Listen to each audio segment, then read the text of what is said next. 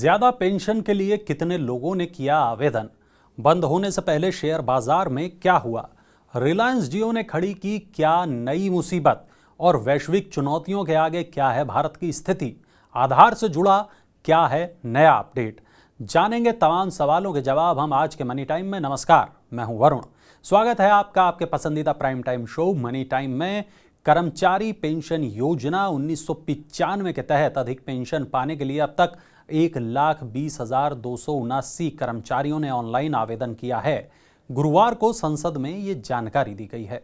पिछले साल नवंबर में सुप्रीम कोर्ट ने ईपीएफओ को अपने सब्सक्राइबर्स और पेंशनर्स को अपनी वास्तविक सैलरी पर ईपीएस 95 में योगदान करने का विकल्प चुनने के लिए 4 महीने का समय देने का निर्देश दिया था। अधिक पेंशन चुनने का विकल्प 3 मई तक चुना जा सकता है। शेयर बाजारों में पिछले 5 दिन से जारी गिरावट पर आज ब्रेक लग गया। कारोबार के अंतिम घंटे में बैंक, पावर और फाइनेंशियल शेयरों में खरीदारी होने से बीएसई सेंसेक्स 78 अंक की तेजी के साथ बंद हुआ। यूरोपीय बाजारों में अच्छी शुरुआत से निवेशकों की धारणा पर सकारात्मक असर पड़ा। सेंसेक्स के 30 शेयरों में से 17 और निफ्टी के 50 में से 32 शेयर लाभ में रहे। बाजार में अभी भी भरोसे का अभाव दिख रहा है, इसलिए सुधार बहुत धीमी गति से हो रहा है। केंद्र सरकार के कर्मचारियों और पेंशनर्स को जल्द खुशखबरी मिलने वाली है। सरकार कर्मचारियों के लिए महंगाई भत्ता और पेंशनर्स के लिए महंगाई राहत में बढ़ोतरी करने का जल्द ऐलान कर सकती है। सरकार महंगाई भत्ता और महंगाई राहत में 4% का इजाफा करेगी। इससे कर्मचारियों के वेतन और पेंशनर्स की पेंशन में बढ़ोतरी होगी। ऐसी उम्मीद है कि डीए में बढ़ोतरी का ऐलान और इसका भुगतान मार्च महीने में होगा।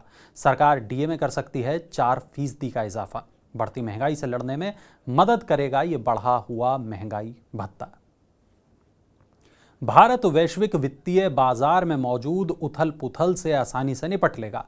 कोटक महिंद्रा बैंक के सीईओ उदय कोटक ने कहा कि भारत को अंतर्राष्ट्रीय बाजार में तेल के दाम कम होने का लाभ मिलेगा और 2023-24 में देश का चालू खाते का घाटा भी 2% के नीचे आने की उम्मीद है। तेल की कीमतों में नरमी मददगार होगी। यदि हम अपनी बात पर कायम रहें और सही राह पर चलें तो भारत इस उतार चढ़ाव से पार पा लेगा। दुनिया भर में मची उथल पुथल के बीच सुरक्षित निवेश के लिए सोने चांदी की मांग खूब बढ़ गई है। यही वजह है कि गुरुवार को दिल्ली सराफा बाजार में सोने के भाव में तेजी आई। यहां सोने का भाव 380 रुपये उछलकर 57,450 रुपये प्रति 10 ग्राम हो गया। चांदी की कीमत 90 रुपये गिरकर 66,535 रुपये प्रति किलोग्राम पर बंद हुई। न्यूयॉर्क में सोना तेजी के साथ $1922 प्रति औंस तक पहुंच गया, जो एक रिकॉर्ड है। कोटक महिंद्रा बैंक ने सभी अवधि के कर्ज के लिए ब्याज दर बढ़ाने का ऐलान किया है। बैंक ने एमसीएलआर में 5 बेसिस पॉइंट का इजाफा किया है। बढ़ी हुई ब्याज दरें 16 मार्च से लागू हो चुकी हैं। 1 साल वाली एमसीएलआर बढ़कर 9.05% हो गई है। अब बैंक सभी तरह के कंज्यूमर लोन की ब्याज दर 1 साल वाली एमसीएलआर पर ही तय करेंगे। एमसीएलआर ब्याज की वो न्यूनतम दर होती है जिससे कम पर बैंकों को किसी को भी कर्ज देने की अनुमति नहीं है।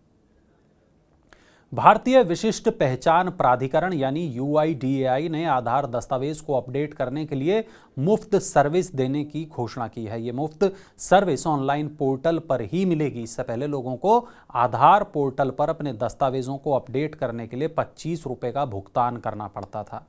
मुफ्त सेवा 15 मार्च से 14 जून तक उपलब्ध रहेगी। सरकार ने हाल ही में 10 साल पुराने आधार को अपडेट करना अनिवार्य बनाया है, इसलिए सभी को अपना आधार अपडेट करने की आवश्यकता है।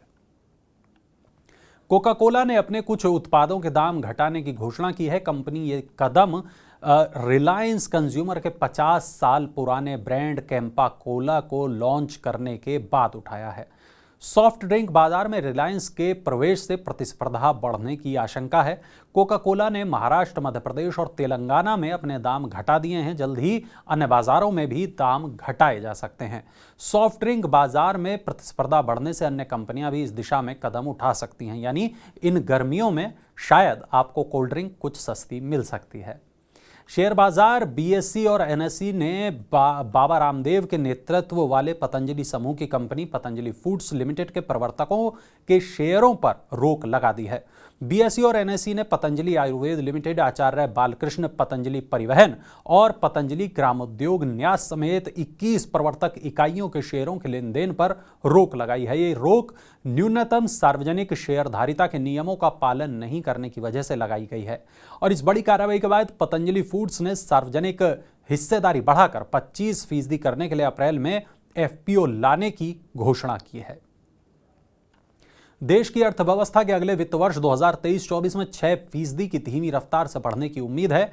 घरेलू रेटिंग एजेंसी क्रिसिल ने यह अनुमान लगाया है। क्रिसिल का मानना है कि अगले 5 वित्त वर्ष में भारत की औसत आर्थिक वृद्धि दर 6.8% रहेगी। क्रिसिल ने आगे कहा कि अगले वित्त वर्ष में कंपनियों की आय में 2 अंकों में इजाफा हो सकता है।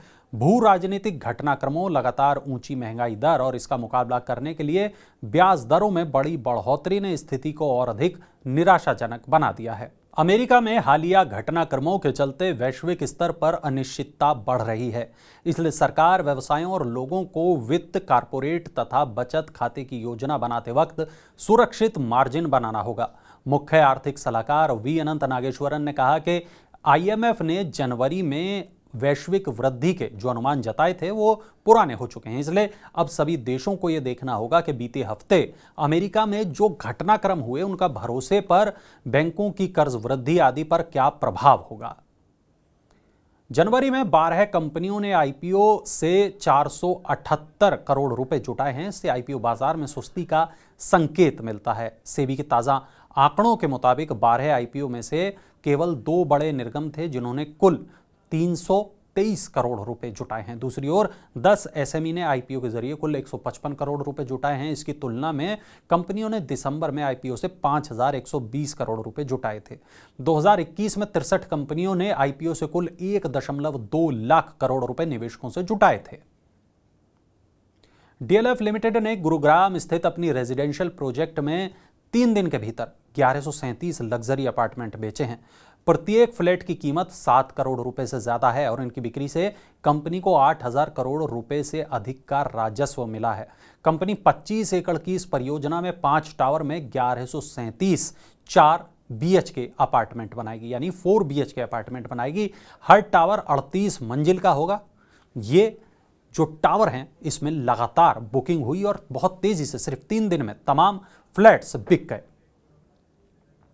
उम्मीद है आपको मनी टाइम का हमारा आज का एपिसोड पसंद आया होगा। आपको हमारा आज का शो कैसा लगा बताने के लिए कमेंट बॉक्स में अपनी राय जरूर दर्ज कराएं, जरूर शेयर करें। आपके सुझाव हमें इस शो को और बेहतर बनाने में मदद करेंगे। अपने काम की खबरों को देखने के लिए मनी 9 के मोबाइल ऐप को जरूर डाउनलोड कर लें और नई खबरों के साथ अब आपसे मुलाकात होगी कल यानी शुक्रवार को। तब तक आप बने रहिए मनी 9 के साथ, देखते रहिए मनी 9 के तमाम अन्य प्रोग्राम। नमस्कार।